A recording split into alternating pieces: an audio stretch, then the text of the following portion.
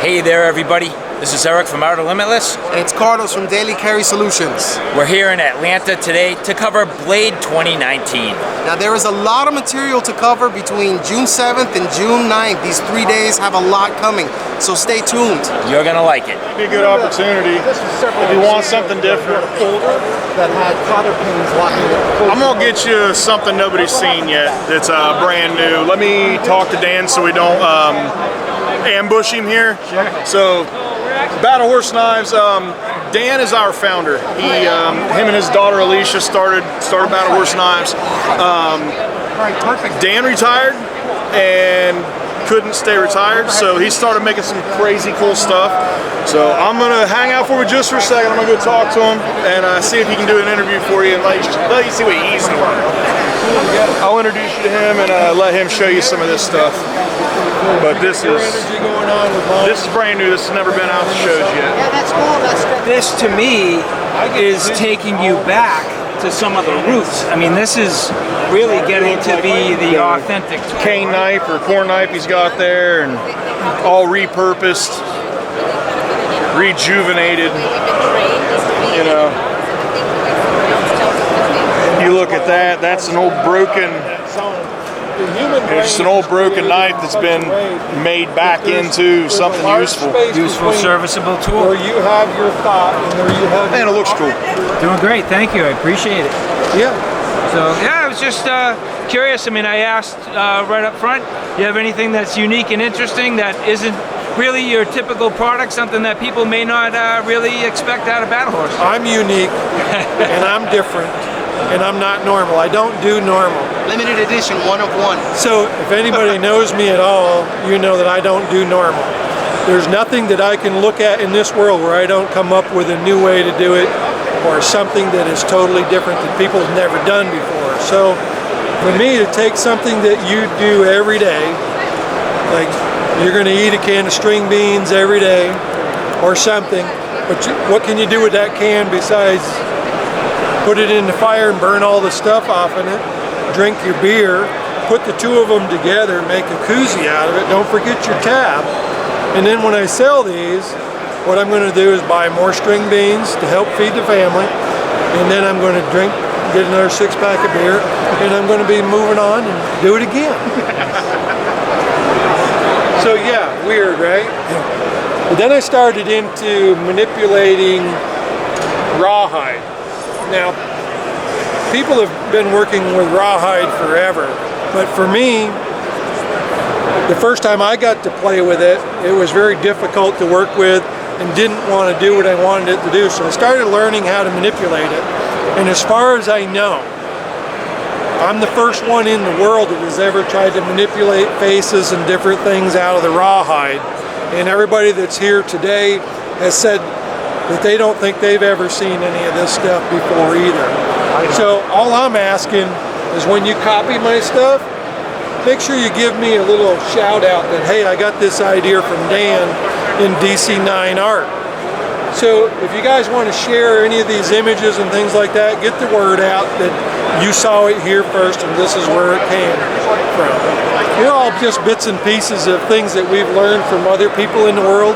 So I've learned some of these techniques that I use from other people, and that's what you need to do, is you need to give homage back to those people and say, hey, look it, you know, I learned this from them. Don't just steal from them and move on, but do some interesting stuff and take it and learn from it, because we're all just bits and pieces of everything we've gathered from other people.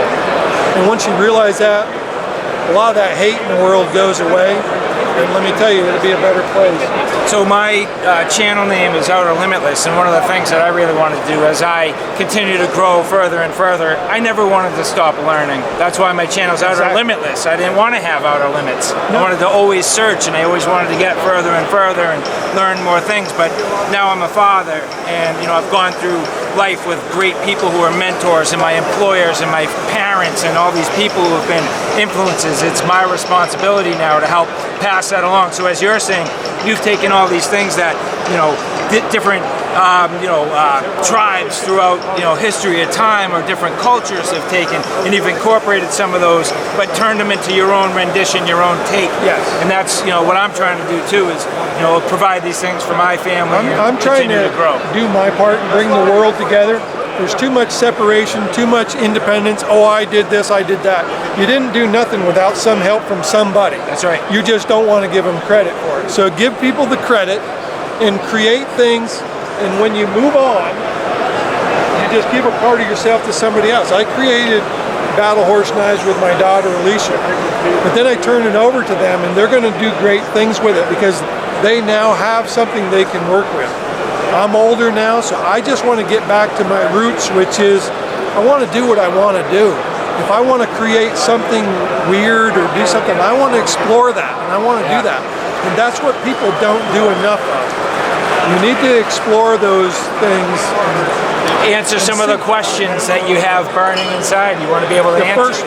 The first time I took a piece of deer antler and carved an eagle head out of it, I looked at myself and I looked at the eagle. I said, damn, that's a pretty good eagle. I wonder how long I've known how to do that and didn't do it. Right. Because that was the first one I ever did, and it was awesome. Ah, that's a good point. So how in the hell do you know what you can do until you start exploring what you can do? Right. Yeah, everybody says, oh, I can't do that.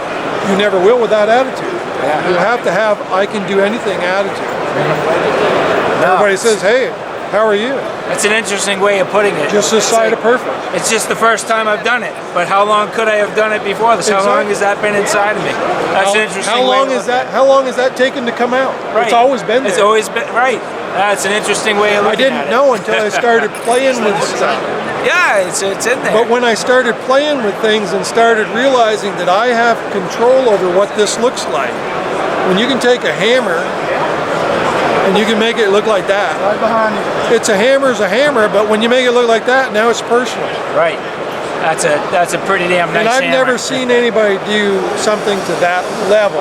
There's people that do some things with materials, but yeah, that's beautiful. It's nice work. You know, I never got credit for doing the first overlay on kydex, doing two different kinds of kydex together. Yep. But I did that years ago. I was the first one to do it. People have done it since and done it much better. But they don't even know where they got that from. Right. But I had an article in a magazine one time that I did a tiger nap knife with two stripes of orange and black kydex, and now it's exploded and look what it's created. Right. If I didn't do that, where would it be? There's a lot of stuff like that out there, and everybody's like, oh no, I did that. I'm the one that came up with that. Well, maybe you did. Maybe I didn't see it before, but hey. So I actually had a question on one of your knives, which has always been one of the ones that I always gravitated towards, but I don't see it anymore. That's the Mongo. Do you still make the Mongo? I think some of that stuff was done in, I'm not even sure what model you're talking about, the Mongo. I'd have to get back into I'm wondering if it was from back in the day before Battle Horse, when it was Blind Horse. It could have been a Blind Horse design. It could have been. Because we were trying to do a knife every 30 days back then. Yep. And that was unheard of back then, but I'm like, no, hell no. Now I could do I could do 30, 40 knives a day. Yep.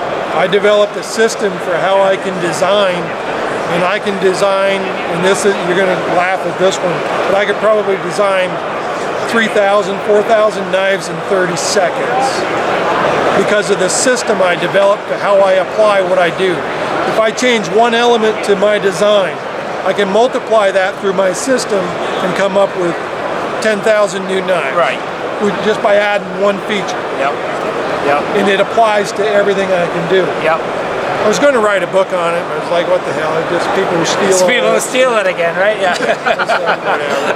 Yeah. So I've had enough of the chasing the monkey thing. I'm just going to do my own thing, retired. That's really fun. That's and nice. This is fun for me. Yeah. And it's come full circle. I Nice. started with DC, I'm going out with DC. Yeah. Oh, that's cool. I appreciate it. Thank you, Dan. That was very interesting. Tell me about the tree frog. Well, the tree frog was developed because the Boy Scouts come up with this lame idea that a child has no use for the fixed blade knife, which is the most stupidest thing I've ever heard in my life. Because if you're a child and you're trying to manipulate a folder, that can get pretty complicated, and the folding mechanisms are pretty weak.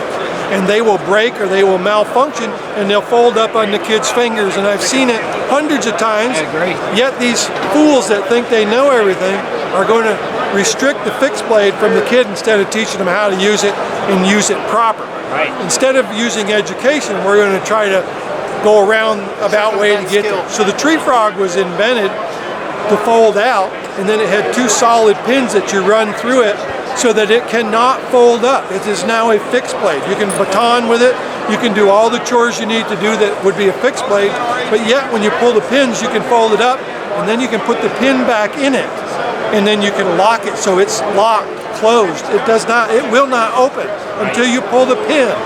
Nice. So yeah, you've got to think about creativity in the lines that you want to create stuff that overcome obstacles that people put in front of you or do certain chores. And the opposite of every problem is the solution. Right. Nice. Simple. Dan's doing all this stuff custom. This is how you retire, I guess. But you can see each one of these is different. Everything's got a different face, different personality.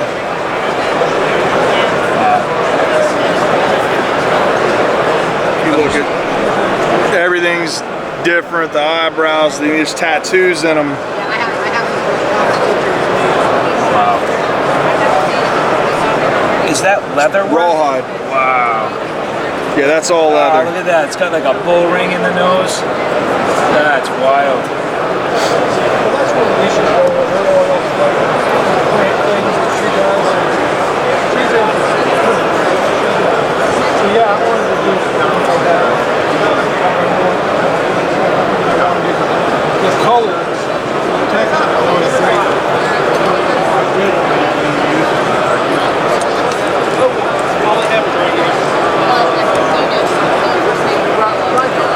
There's one, a hammer that has BHK's logo. Has our Spartan Renegade